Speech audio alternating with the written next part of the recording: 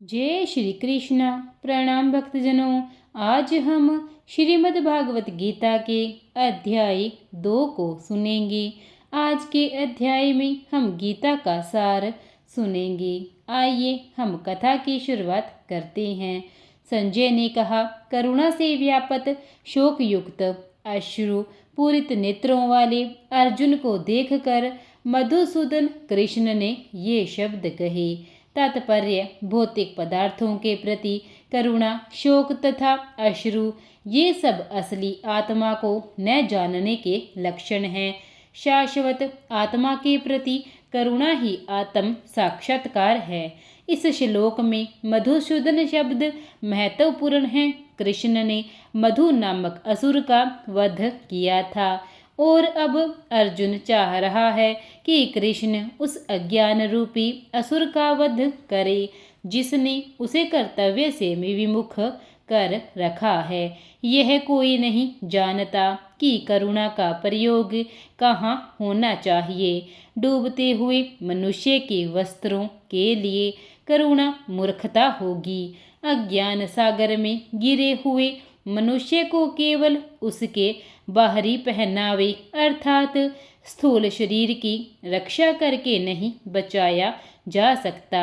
जो इसे नहीं जानता और बाहरी पहनावे के लिए शोक करता है वह शूद्र कहलाता है, अर्थात वह वृथा ही शोक करता है।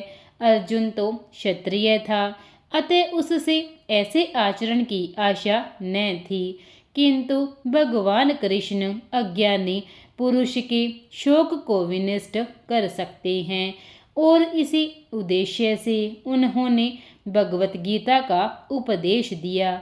यह अध्याय हमें भौतिक शरीर तथा आत्मा के विश्लेषिक अध्ययन द्वारा आत्म साक्षात्कार का उपदेश देता है, जिसकी व्याख्या परम अधिकारी भगवान कृष्ण द्वारा की गई है।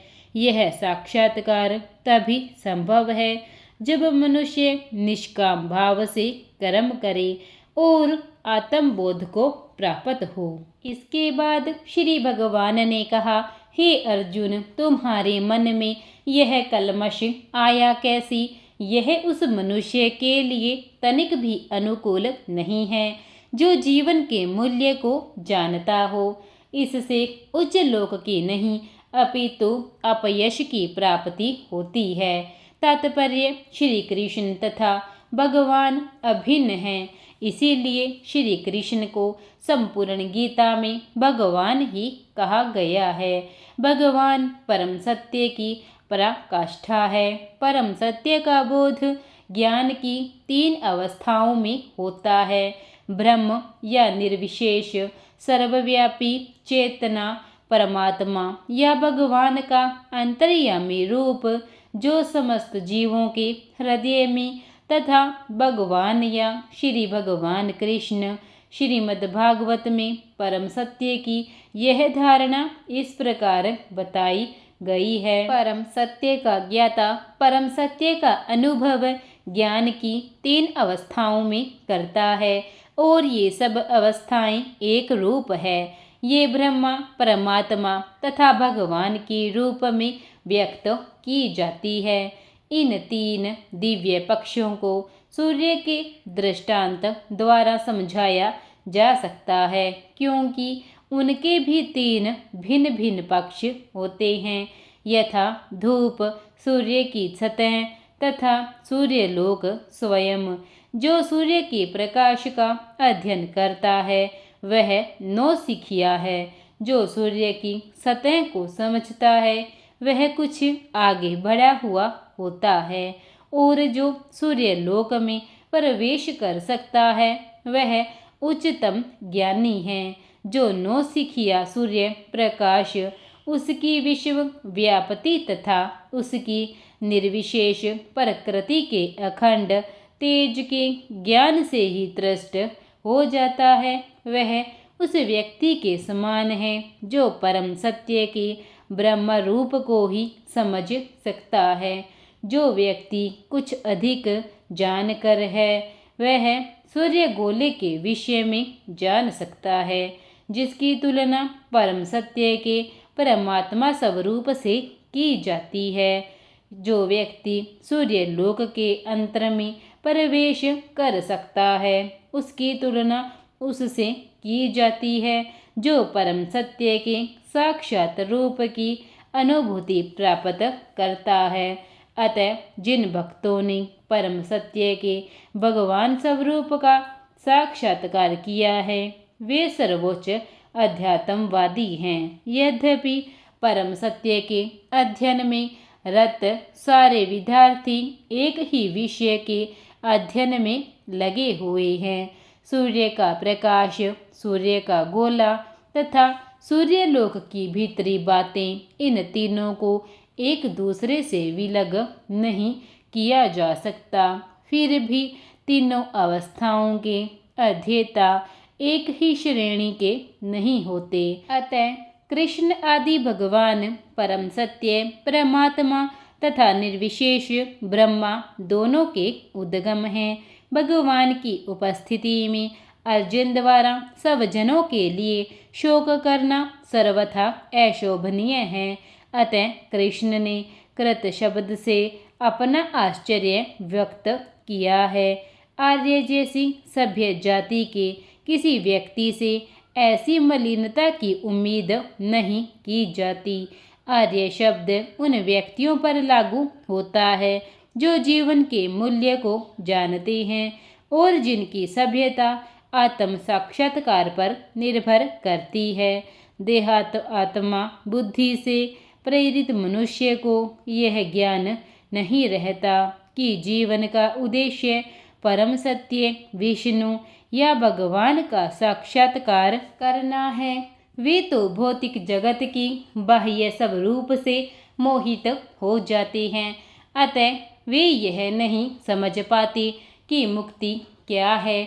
जिन पुरुषों को भौतिक बंधन से मुक्ति का कोई ज्ञान नहीं होता, वे अन्याय कहलाते हैं। यद्यपि अर्जुन क्षत्रिय था, किंतु युद्ध से विचलित होकर वह अपने कर्तव्य से गुमराह हो रहा था। उसकी यह कायरता अन्य नारियों के लिए ही शोभा देने वाली हो सकती है। कर्तव्य पथ से इस प्रकार का विचलन न तो आध्यात्मिक जीवन में प्रगति करने में सहायक बनता है, न ही इससे इस संसार में ख्याति प्राप्त की जा सकती है। भगवान कृष्ण ने अर्जुन द्वारा अपने सब जनों पर इस प्रकार की करुणा का अनुमोदन नहीं किया। इसके बाद श्री कृष्ण कहते हैं, हे प्रथा पुत्र, इस हीन नपुंसकता को प्राप्त मत हो, यह तुम्हें शोभा नहीं देती। हे शत्रुओं के दमन करता, हृदय की शुद्र दुर्बलता को त्याग कर युद्ध के लिए खड़े हो जाओ। इस प्रश्न का तात्पर्य यह है कि अर्जुन को प्रथा पुत्र के रूप में संबोधित किया गया है। प्रथा कृष्ण के पिता वासुदेव की बहन थी, अतः कृष्ण के साथ अर्जुन का रक्त संबंध था। यदि क्षत्रिय पुत्र लड़ने से मना करता है तो वह नाम का क्षत्रिय है, और यदि ब्राह्मण पुत्र अपवित्र कार्य करता है तो वह नाम का ब्राह्मण है। ऐसे क्षत्रिय तथा ब्राह्मण अपने पिता के अयोग्य पुत्र होते हैं। अतः कृष्ण यह नहीं चाहते थे कि अर्जुन अयोग्य क्षत्रिय पुत्र कहलाई। अर्जुन कृष्ण का घनिष्ठतम मित्र था और कृष्ण प्रत्यक्ष रूप से उनके रथ का संचालन कर रहे थे, किंतु इन सब गुणों के होते हुए भी यदि अर्जुन युद्ध भूमि को छोड़ता है तो वह अत्यंत निंदनीय कार्य करेगा। अतः कृष्ण ने कहा कि ऐसी प्रवृत्ति अर्जुन के व्यक्तित्व को शोभा नहीं देती। अर्जुन यह तर्क कर सकता था कि वह परम पूज्य भीष्म तथा सब जनों के प्रति उदार दृष्टिकोण के कारण युद्ध भूमि छोड़ रहा है, किंतु कृष्ण ऐसी उदारता को केवल हृदय दुर्बल्य मानते हैं। ऐसी झूठी उदारता का अनुमोदन एक भी शास्त्र नहीं करता। अतः अर्जुन जैसे व्यक्ति को कृष्ण के प्रत्यक्ष निर्देशन में ऐसी उदारता या तथाकथित अहिंसा का परित्याग कर देना चाहिए। इसके बाद अर्जुन ने कहा, हे शत्रुहंता, हे मधुसूदन, मैं युद्ध भूमि में किस तरह भीष्म तथा द्रोण जैसे पूजनीय व्यक्तियों पर उलट कर बाण चलाऊंगा।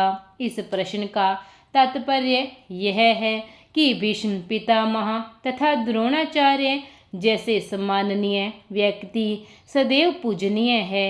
यदि वे आक्रमण भी करें तो उन पर उलटकर आक्रमण नहीं करना चाहिए। यह सामान्य शिष्टाचार है कि गुरुजनों से वाग्य युद्ध भी न किया जाए। यहाँ तक कि यदि कभी वे रुष्ट व्यवहार करें तो भी उनके साथ रुष्ट व्यवहार न किया जाए। तो फिर भला अर्जुन उन पर बाण कैसे छोड़ सकता है? क्या कृष्ण कभी अपने पितामह नाना उग्रसेन या अपने आचार्य सांदीपनि मुनि पर हाथ चला सकते थे? अर्जुन ने कृष्ण के समक्ष ये ही कुछ तर्क प्रस्तुत किए। ऐसे महापुरुषों को जो मेरे गुरु हैं, उन्हें मारकर जीने की अपेक्षा इस संसार में भीख मांगकर खाना अच्छा है। भले ही वे सांसारिक लाभ के इच्छुक हो, किंतु यह तो गुरुजन ही। यदि उनका वध होता है तो हमारे द्वारा भोग्य प्रत्येक वस्तु उनके रक्त से सनी होगी। तात्पर्य यह है कि शास्त्रों के अनुसार ऐसा गुरु जो नित्य कर्म में रत हो और जो विवेक शून्य हो, त्याज्य हो, दुर्योधन से आर्थिक सहायता लेने के कारण भीष्म तथा द्रोण उसका पक्ष लेने के लिए बाध्य थे। यद्यपि केवल आर्थिक लाभ से ऐसा करना उनके लिए उचित न था। ऐसी दशा में वे आचार्यों का सम्मान खो बैठते। किंतु अर्जुन सोचता है कि इतने पर भी वे उसके गुरुजन हैं, अतः उनका वध करके भौतिक लाभ का भोग करने का अर्थ होगा रक्त से सने अवशेषों का भोग। हम यह भी नहीं जानते कि हमारे लिए क्या श्रेष्ठ है, उनको जीतना या उनके द्वारा जीते जाना। यदि हम धृतराष्ट्र के पुत्रों का वध कर देते हैं तो हमें जीवित रहने की आवश्यकता नहीं है। फिर भी वे युद्ध भूमि में हमारे समक्ष खड़े हैं। इस प्रश्न का तात्पर्य यह है कि अर्जुन की समझ में यह नहीं आ रहा था कि वह क्या करे, युद्ध करे या फिर अनावश्यक रक्तपात का कारण बने। यद्यपि क्षत्रिय होने के नाते युद्ध करना उसका धर्म है, या फिर वह युद्ध से विमुख होकर भीख मांगकर जीवन यापन करे। यदि वह शत्रु को जीतता नहीं तो जीविका का एकमात्र साधन भिक्षा ही रह जाता है। फिर जीत भी तो निश्चित नहीं है, क्योंकि कोई भी पक्ष विजयी हो सकता है। यदि उसकी विजयी हो भी जाए तो क्या उसका पक्ष न्याय पर है? तो भी यदि धृतराष्ट्र के पुत्र मरते हैं तो उनके बिना रह पाना अत्यंत कठिन हो जाएगा। उस दशा में यह उनकी दूसरी प्रकार से हार होगी। अर्जुन द्वारा व्यक्त इस प्रकार के ये विचार सिद्ध करते हैं कि वह न केवल भगवान का महान भक्त था, अपितु वह अत्यधिक प्रबुद्ध और अपने मन तथा इंद्रियों पर पूर्ण नियंत्रण रखने वाला था। राज परिवार में जन्म लेकर भी भिक्षा द्वारा जीवित रहने की इच्छा उसकी विरक्ति का दूसरा लक्षण है। ये सारे गुण तथा अपने आध्यात्मिक गुरु श्री कृष्ण के उपदेशों में उसकी श्रद्धा, ये सब मिलकर सूचित करते हैं कि वह सचमुच पुण्य आत्मा था। इस तरह यह निष्कर्ष निकला कि अर्जुन मुक्ति के सर्वथा योग्य था। जब तक इंद्रियां संयमित न हो, ज्ञान के पद तक उठ पाना कठिन है और बिना ज्ञान तथा भक्ति के मुक्ति नहीं होती। अर्जुन अपने भौतिक गुणों के अतिरिक्त इन समस्त देवी गुणों में भी दक्ष था। इसके बाद अब मैं अपनी कृपण दुर्बलता के कारण अपना कर्तव्य भूल गया हूँ और सारा धैर्य खो चुका हूँ। ऐसी अवस्था में आपसे पूछ रहा हूँ कि जो मेरे लिए श्रेयस्कर हो उसे निश्चित रूप से बताएं। अब मैं आपका शिष्य हूँ और आपका शरणागत हूँ, कृपया मुझे उपदेश दें। यह प्राकृतिक नियम है कि भौतिक कार्यकलाप की प्रणाली ही हर एक के लिए चिंता का कारण है। पग पग पर उलझन मिलती है, अतः प्रामाणिक गुरु के पास जाना आवश्यक है, जो जीवन के उद्देश्य को पूरा करने के लिए समुचित पथ निर्देश दे सके। समग्र वैदिक ग्रंथ हमें यह उपदेश देते हैं कि जीवन की अनचाही उलझनों से मुक्त होने के लिए प्रामाणिक गुरु के पास जाना चाहिए। ये उलझने उस दावा अग्नि के समान है जो किसी के द्वारा लगाए बिना भभक उठती है। इसी प्रकार विश्व की स्थिति ऐसी है कि बिना चाहे जीवन की उलझने स्वतः ही उत्पन्न हो जाती है। कोई नहीं चाहता कि आग लगे, किंतु फिर भी वह लगती है और हम अत्यधिक व्याकुल हो उठते हैं। अतः वैदिक वाङ्मय उपदेश देता है कि जीवन की उलझनों को समझने तथा उनका समाधान करने के लिए हमें परंपरागत गुरु के पास जाना चाहिए। जिस व्यक्ति का प्रामाणिक गुरु होता है वह सब कुछ जानता है, अतः मनुष्य को भौतिक उलझनों में न रहकर गुरु के पास जाना चाहिए। यही इस श्लोक का तात्पर्य है। इसके बाद अर्जुन कहते हैं कि मुझे ऐसा कोई साधन नहीं दिखता जो मेरी इंद्रियों को सुखाने वाली इस शोक को दूर कर सके। स्वर्ग पर देवताओं के आधिपत्य की तरह इस धन धान्य संपन्न सारी पृथ्वी पर निष्कंटक राज्य प्राप्त करके भी मैं इस शोक को दूर नहीं कर सकूंगा। तात्पर्य, यद्यपि अर्जुन धर्म तथा सदाचार के नियमों पर आधारित अनेक तर्क प्रस्तुत करता है, किंतु ऐसा प्रतीत होता है कि वह अपने गुरु भगवान श्री कृष्ण की सहायता के बिना अपनी असली समस्या को हल नहीं कर पा रहा। वह समझ गया था कि उसका तथाकथित ज्ञान उसकी उन समस्याओं को दूर करने में व्यर्थ है जो उसके सारे अस्तित्व शरीर को सुखाए दे रही थी। उसे इन उलझनों को भगवान कृष्ण जैसे आध्यात्मिक गुरु की सहायता के बिना हल कर पाना असंभव लग रहा था।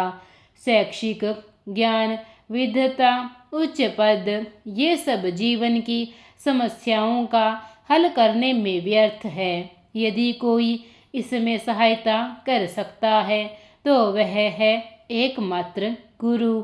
अतः निष्कर्ष यह निकला कि गुरु जो 100% कृष्ण भावना भावित होता है वही एकमात्र प्रामाणिक गुरु है और वही जीवन की समस्याओं को हल कर सकता है।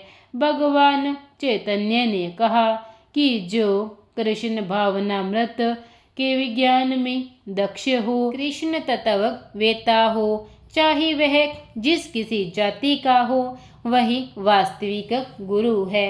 कोई व्यक्ति चाहे वह विप्र वैदिक ज्ञान में दक्ष हो, निम्न जाति में जन्मा शूद्र हो या सन्यासी आदि हो, यदि वह कृष्ण के विज्ञान में दक्ष है तो वह यथार्थ प्रामाणिक गुरु है।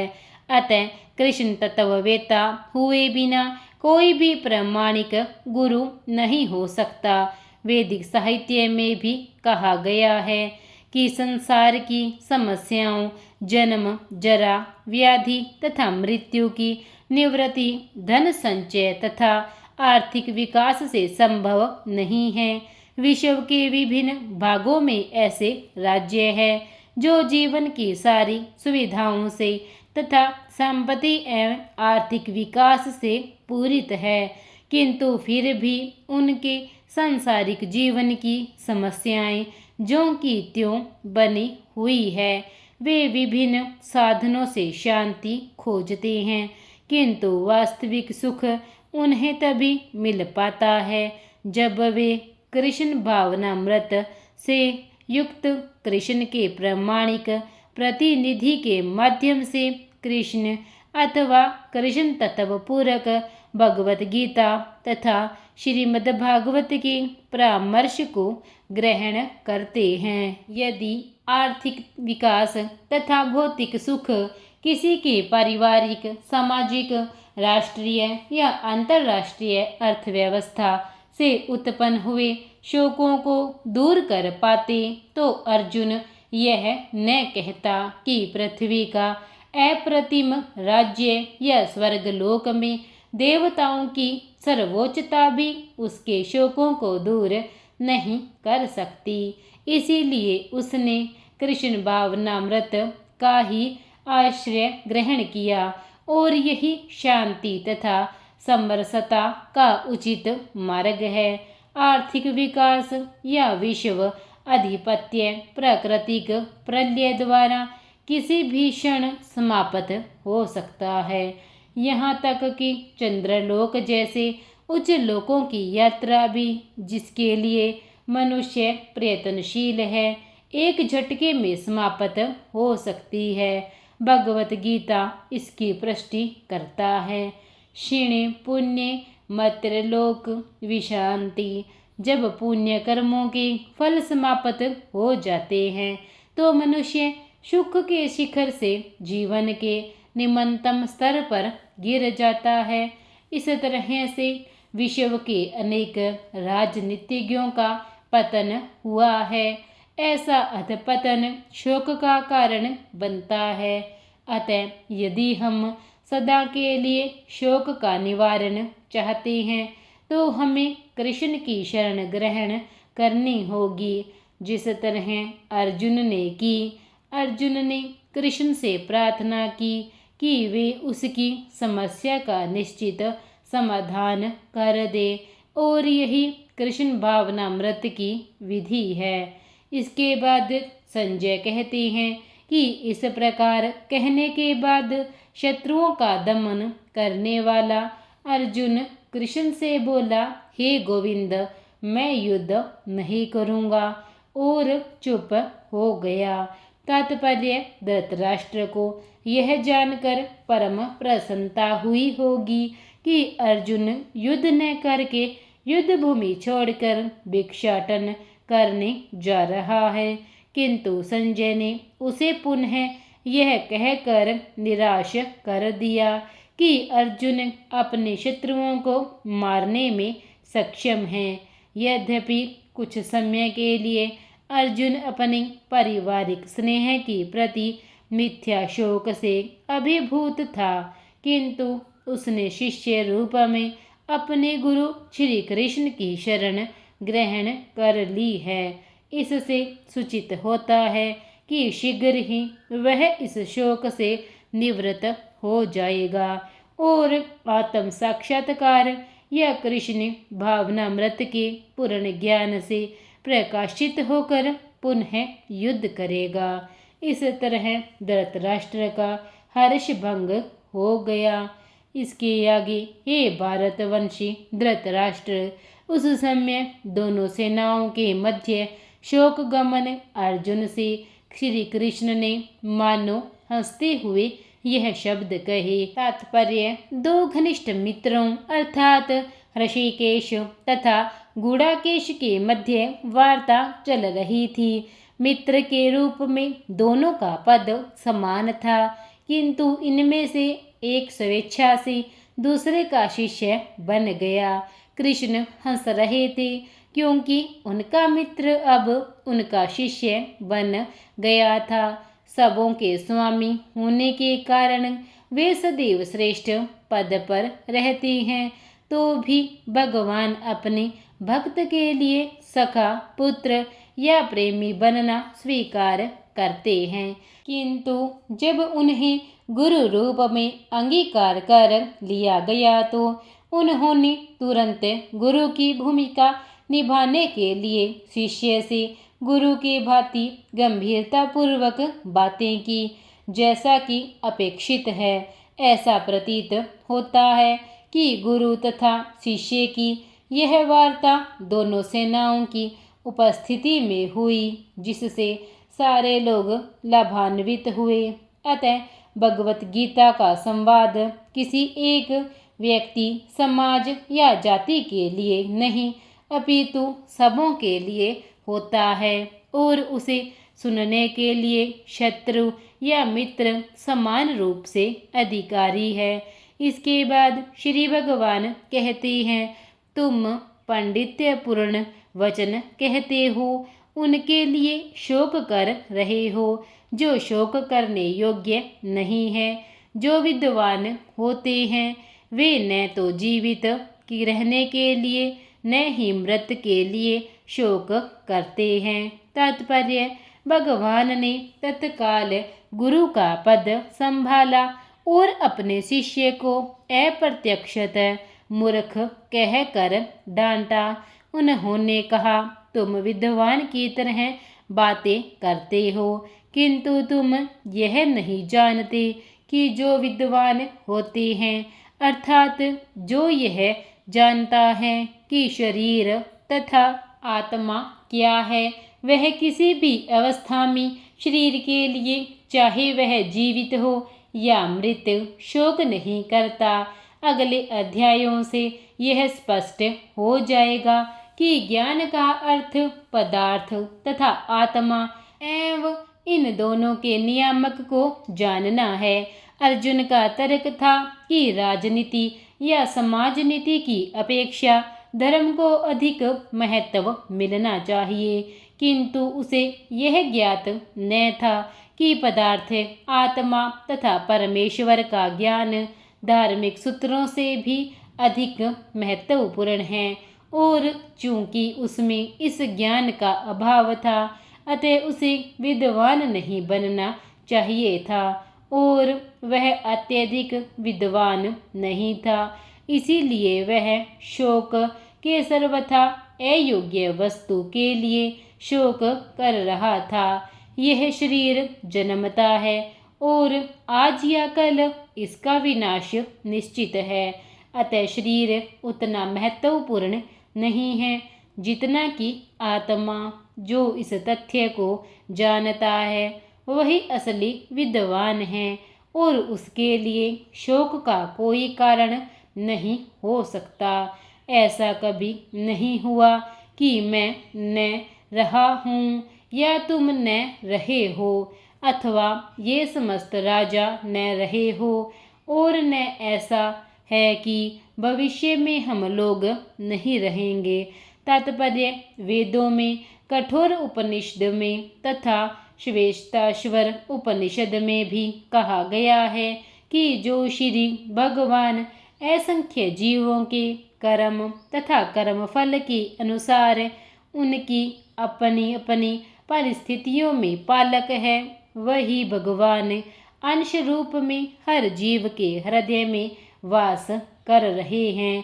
केवल साधु पुरुष जो एक ही ईश्वर को भीतर बाहर देख सकते हैं, पूर्ण एवं शाश्वत शांति प्राप्त कर पाते हैं।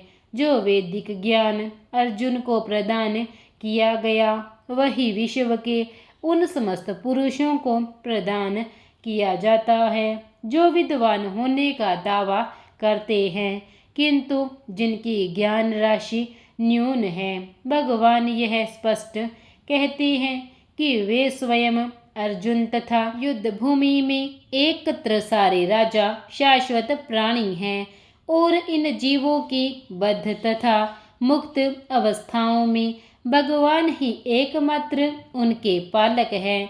भगवान परम पुरुष है तथा भगवान का चिर संगी अर्जुन एवं वहाँ पर एकत्र सारे राजागण शाश्वत पुरुष है। ऐसा नहीं है कि ये भूतकाल में प्राणियों के रूप में अलग अलग उपस्थित नहीं थे और ऐसा भी नहीं है कि ये शाश्वत पुरुष बने नहीं रहेंगे। उनका अस्तित्व भूतकाल में था और भविष्य में भी निर्बोध रूप से बना रहेगा।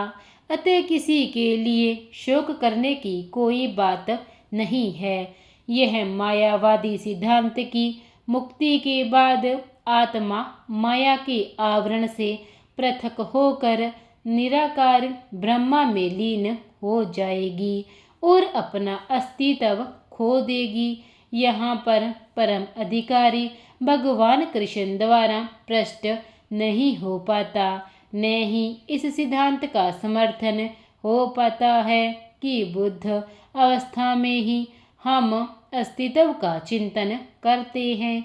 यहाँ पर कृष्ण स्पष्ट कहते हैं कि भगवान तथा अन्यों का अस्तित्व भविष्य में भी अशून्य रहेगा, जिसकी पुष्टि उपनिषदों द्वारा भी होती है। कृष्ण का यह कथन प्रामाणिक है क्योंकि कृष्ण मायावश्य नहीं है। यदि अस्तित्व तथ्य न होता तो फिर कृष्ण इतना बल क्यों देते, और वह भी भविष्य के लिए। मायावादी यह तर्क कह सकते हैं कि कृष्ण द्वारा कथित अस्तित्व आध्यात्मिक न होकर भौतिक है।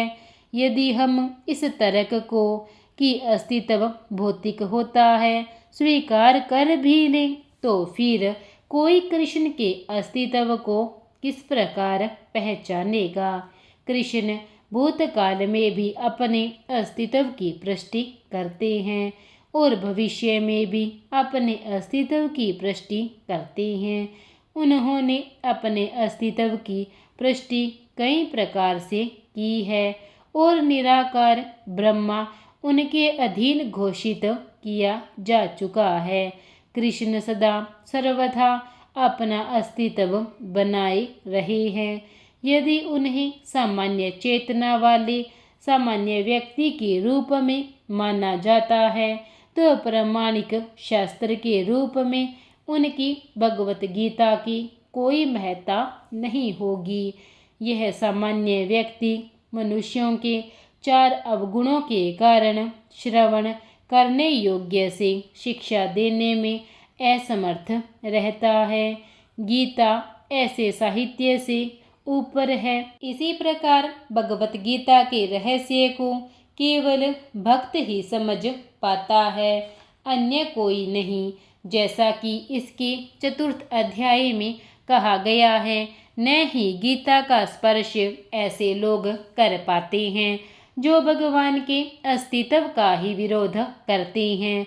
अतः मायावादियों द्वारा गीता की व्याख्या मानो समग्र सत्य का सरासर भ्रामक निरूपण है। भगवान चैतन्य ने मायावादियों द्वारा की गई गीता की व्याख्याओं को पढ़ने का निषेध करते हैं और चेतावनी दी है कि जो कोई ऐसे मायावादी दर्शन को ग्रहण करता है वह गीता के वास्तविक रहस्य को समझ पाने में असमर्थ रहता है। यदि अस्तित्व का अभिप्राय अनुभव्य गम्य ब्रह्मांड से है तो भगवान द्वारा उपदेश देने की कोई आवश्यकता नहीं थी। आत्मा तथा परमात्मा का द्वैत शाश्वत तथ्य है और इसकी पुष्टि वेदों द्वारा होती है, जैसा कि ऊपर कहा जा चुका है। इसके बाद जिस प्रकार शरीरधारी आत्मा इस शरीर में बाल्यावस्था से तरुणावस्था में और फिर वृद्धावस्था में निरंतर अग्रसर होता रहता है, उसी प्रकार मृत्यु होने पर आत्मा दूसरे शरीर में चला जाता है। धीर व्यक्ति ऐसे परिवर्तन से मोह को प्राप्त नहीं होते। इस श्लोक का तात्पर्य यह है कि प्रत्येक जीव एक विशिष्ट आत्मा है। वह प्रतिक्षण अपना शरीर बदलता रहता है, कभी बालक के रूप में, कभी युवा तथा कभी वृद्ध पुरुष के रूप में, तो भी आत्मा वही रहती है, उसमें कोई परिवर्तन नहीं होता। यह विशिष्ट आत्मा मृत्यु होने पर अंतोत्गव्य एक शरीर बदलकर दूसरे शरीर में देहांतरण कर जाता है और चूंकि अगले जन्म में इसको शरीर मिलना अवश्यम भावी है, चाहे वह शरीर आध्यात्मिक हो या भौतिक। अतः अर्जुन के लिए न तो भीष्म न ही द्रोण के लिए शोक करने का कोई कारण था, अपितु उसे प्रसन्न होना चाहिए कि वे अपने पुराने शरीरों को बदलकर नए शरीर ग्रहण करेंगे और इस तरह वे नई शक्ति प्राप्त करेंगे। ऐसे शरीर परिवर्तन से जीवन में किए कर्म के अनुसार नाना प्रकार के सुखों उपभोग या कष्टों का लेखा हो जाता है। चूंकि भीष्म व द्रोण साधु पुरुष थे, इसीलिए अगले जन्म में उन्हें आध्यात्मिक शरीर प्राप्त होंगे, नहीं तो कम से कम उन्हें स्वर्ग में भोग करने के लिए अनुरूप शरीर तो प्राप्त होंगे ही। अतः दोनों ही दशाओं में शोक का कोई कारण नहीं था। जिस मनुष्य को वैशिष्ट आत्मा, परमात्मा तथा भौतिक और आध्यात्मिक प्रकृति का पूर्ण ज्ञान होता है, वह धीर कहलाता है। ऐसा मनुष्य कभी भी शरीर परिवर्तन द्वारा ठगा नहीं जाता। आत्मा के एकात्मवाद या मायावादी सिद्धांत मान्य नहीं हो सकता, क्योंकि आत्मा के इस प्रकार विखंडन से परमेश्वर विखंडनीय या परिवर्तनशील हो जाएगा, जो परमात्मा के अपरिवर्तनीय होने के सिद्धांत के विरुद्ध होगा। गीता में पुष्टि हुई है कि परमात्मा के खंडों का शाश्वत सनातन अस्तित्व है, जिन्हें शर कहा जाता है, अर्थात उनमें भौतिक प्रकृति में गिरने की प्रवृत्ति होती है। ये भिन्न अंश नित्य भिन्न रहते हैं, यहाँ तक कि मुक्ति के बाद भी वशिष्ठ आत्मा जैसे का तैसा भिन्न अंश बना रहता है, किंतु एक बार मुक्त होने पर वह श्री भगवान के साथ सच्चिदानंदन रूप में रहता है। परमात्मा पर प्रतिबिंबवाद का सिद्धांत व्याहत किया जा सकता है। जो प्रत्येक शरीर में विद्यमान रहता है, वह विशिष्ट जीव से भिन्न होता है।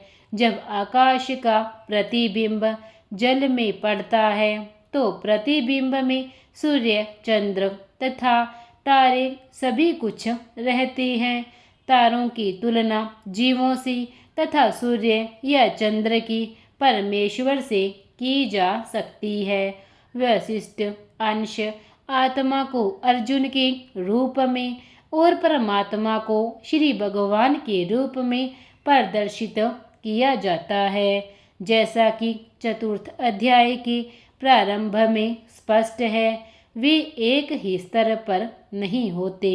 यदि अर्जुन कृष्ण के समान स्तर पर हो और कृष्ण अर्जुन से श्रेष्ठतर न हो, तो उनमें उपदेशक तथा उपदृष्ट का संबंध अर्थहीन हो जाता। यदि ये दोनों माया द्वारा मोहित होते तो एक को उपदेशक तथा दूसरे को उपदृष्ट होने की कोई आवश्यकता नहीं होती। ऐसा उपदेश व्यर्थ होगा, क्योंकि माया के चंगुल में रहकर भी कोई प्रामाणिक उपदेशक नहीं बन सकता। ऐसी परिस्थितियों में यह मान लिया जाता है कि भगवान कृष्ण परमेश्वर है, जो पद में माया द्वारा विस्मृत अर्जुन रूपी जीव से श्रेष्ठ है। आगे भगवान श्री कृष्ण कहते हैं, हे कुंती पुत्र, सुख तथा दुख का क्षणिक उदय तथा कालक्रम में उनका अंतर्ध्यान होना सर्दी तथा गर्मी की ऋतुओं के आने जाने के समान है। हे भरतवंशी, वे इंद्रिय बोध से उत्पन्न होते हैं और मनुष्य को चाहिए कि अविचल भाव से उनको सहन करना सीखे। तात्पर्य यह है कि कर्तव्य निर्वाह करते हुए मनुष्य को सुख तथा दुख के क्षणिक आने जाने को सहन करने का अभ्यास करना चाहिए। वैदिक आदेशानुसार मनुष्य को माघ के मास में भी प्रातःकाल स्नान करना चाहिए। उस समय अत्यधिक ठंड पड़ती है, किंतु जो धार्मिक नियमों का पालन करने वाला है वह स्नान करने में तनिक भी झिझकता नहीं। इसी प्रकार एक गृहिणी भीषण से भीषण गर्मी की ऋतु में भोजन पकाने में हिचकती नहीं है। जलवायु संबंधी असुविधाएं होते हुए भी मनुष्य को अपना कर्तव्य निभाना होता है।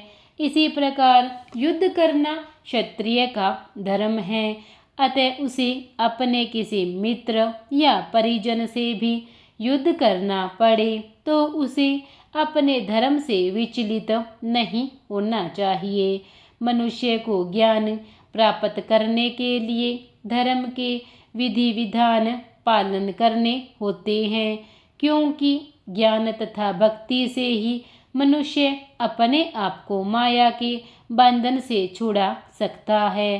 अर्जुन को जिन दो नामों से संबोधित किया गया है वे भी महत्वपूर्ण हैं। कौन्तेय कहकर संबोधित करने से यह प्रकट होता है कि वह अपनी माता की ओर से संबंधित है, और भारत कहने से उसके पिता की ओर के संबंध प्रकट होते हैं।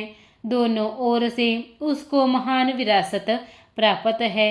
महान विरासत प्राप्त होने के फलस्वरूप कर्तव्य निर्वाह का उत्तरदायित्व आ पड़ता है, अतः अर्जुन युद्ध से विमुख नहीं हो सकता। इसके बाद गीता का उपदेश देते हुए श्री कृष्ण कहते हैं, हे पुरुष श्रेष्ठ अर्जुन, जो पुरुष सुख तथा दुख में विचलित नहीं होता और इन दोनों में संभाव रखता है वह निश्चित रूप से मुक्ति के योग्य है।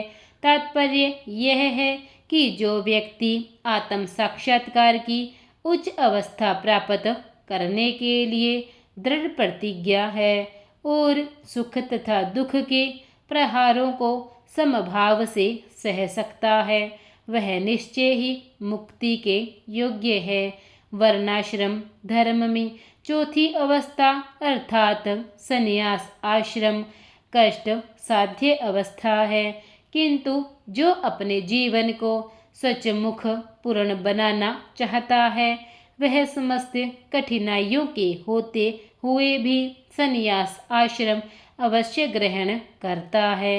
ये कठिनाइयाँ पारिवारिक संबंध विच्छेद करने तथा पत्नी और संतान से संबंध तोड़ने के कारण उत्पन्न होती है, किंतु यदि कोई इन कठिनाइयों को सह लेता है तो उसके आत्म साक्षात्कार का पथ निष्कंटक हो जाता है।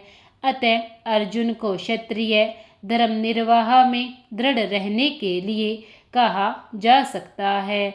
भले ही सब जनों या अन्य प्रिय व्यक्तियों के साथ युद्ध करना कितना ही दुष्कर क्यों न हो, भगवान चैतन्य ने 24 वर्ष की अवस्था में ही संन्यास ग्रहण कर लिया था।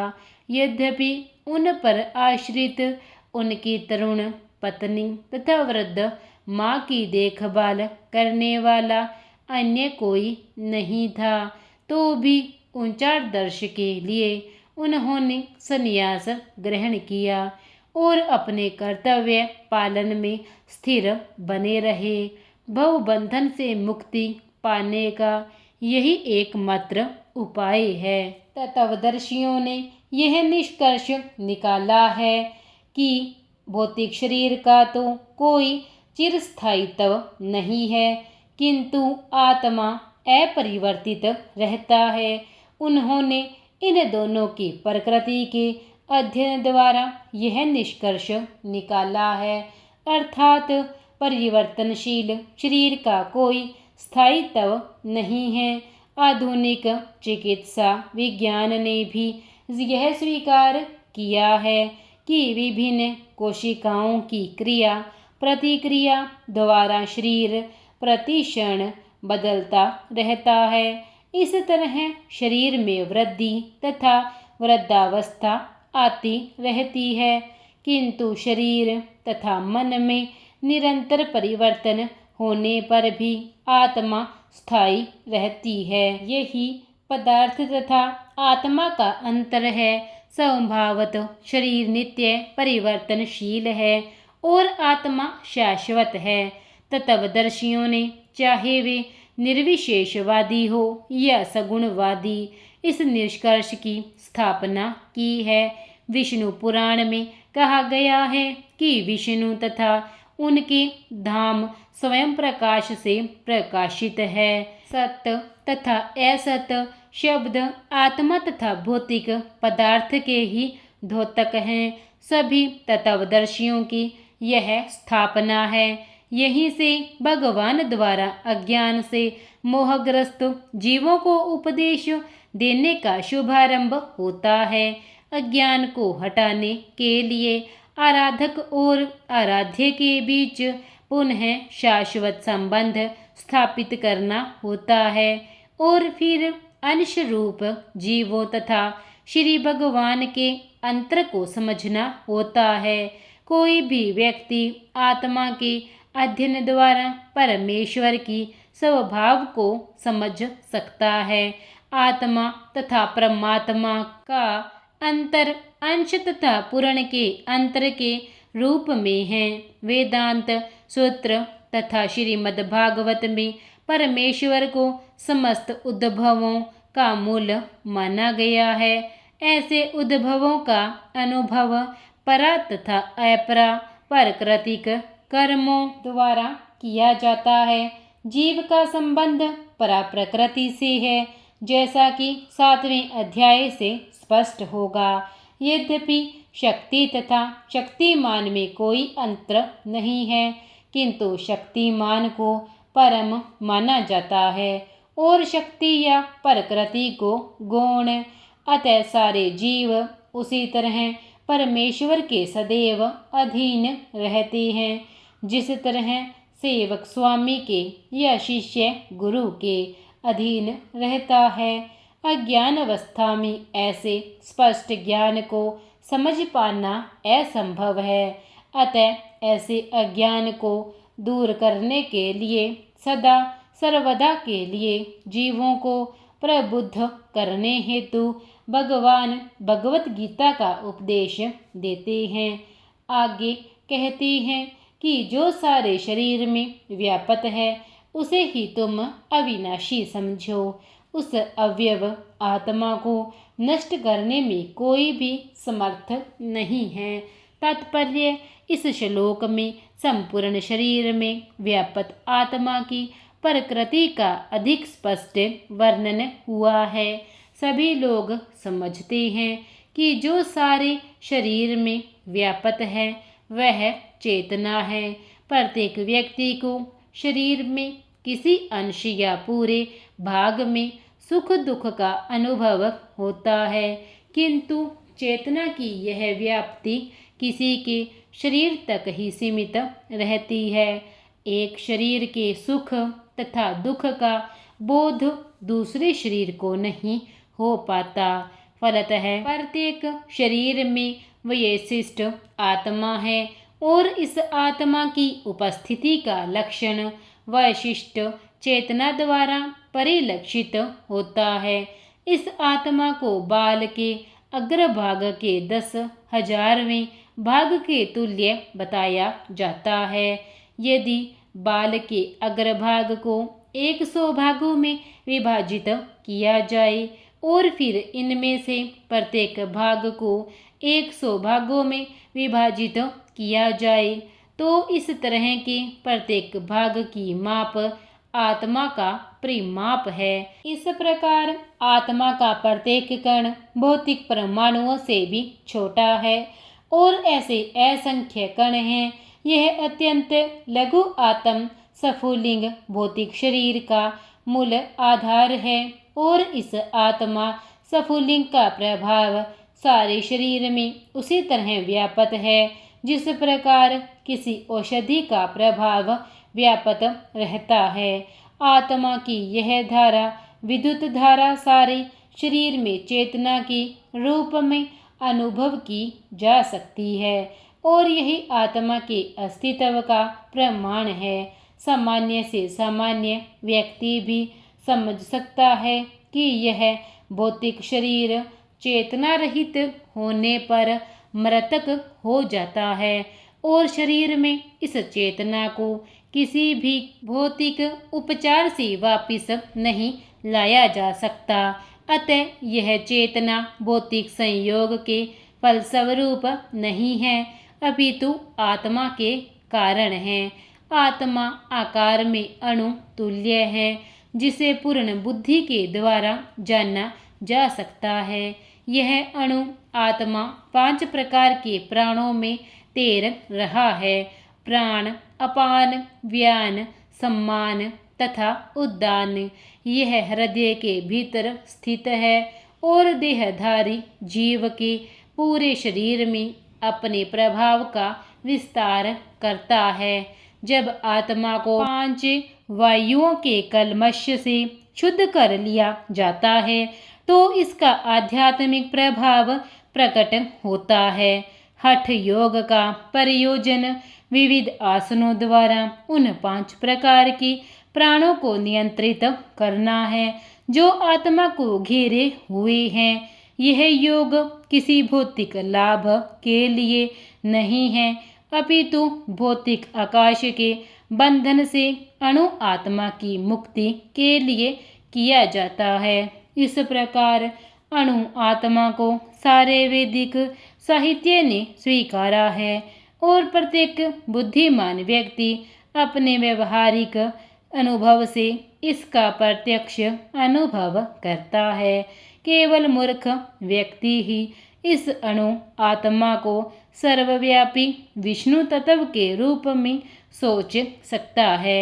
आत्मा का प्रभाव पूरे शरीर में व्यापक हो सकता है। मुंडक उपनिषद के अनुसार यह आत्मा प्रत्येक जीव के हृदय में स्थित है और चूंकि भौतिक विज्ञानी इस आत्मा को माप सकने में असमर्थ है अतः उनमें से कुछ यह अनुभव करते हैं कि आत्मा है ही नहीं। आत्मा तो निसंदेह परमात्मा के साथ साथ हृदय में है और इसीलिए शारीरिक गतियों की सारी शक्ति शरीर के इसी भाग से अद्भुत है। जो लाल रक्त कण फेफड़ों से ऑक्सीजन ले जाते हैं वे आत्मा से ही शक्ति प्राप्त करते हैं। अतः जब आत्मा इस स्थान से निकल जाता है तो रक्तोत्पादक संलयन बंद हो जाता है। औषधि विज्ञान लाल रक्त कणों की महत्ता को स्वीकार तो करता है किंतु वह यह निश्चित नहीं कर पाता कि शक्ति का स्रोत आत्मा है। जो भी हो, औषधि विज्ञान यह स्वीकार करता है कि शरीर की सारी शक्ति का उद्गम स्थल हृदय है। पूर्ण आत्मा के ऐसे अणुकणों की तुलना सूर्य प्रकाश के कणों से की जाती है। इस सूर्य प्रकाश में असंख्य तेजोमयी अणु होते हैं। इसी प्रकार परमेश्वर के अंश उनकी किरणों के परमाणु स्फुलिंग है और प्रथा या पराशक्ति कहलाते हैं।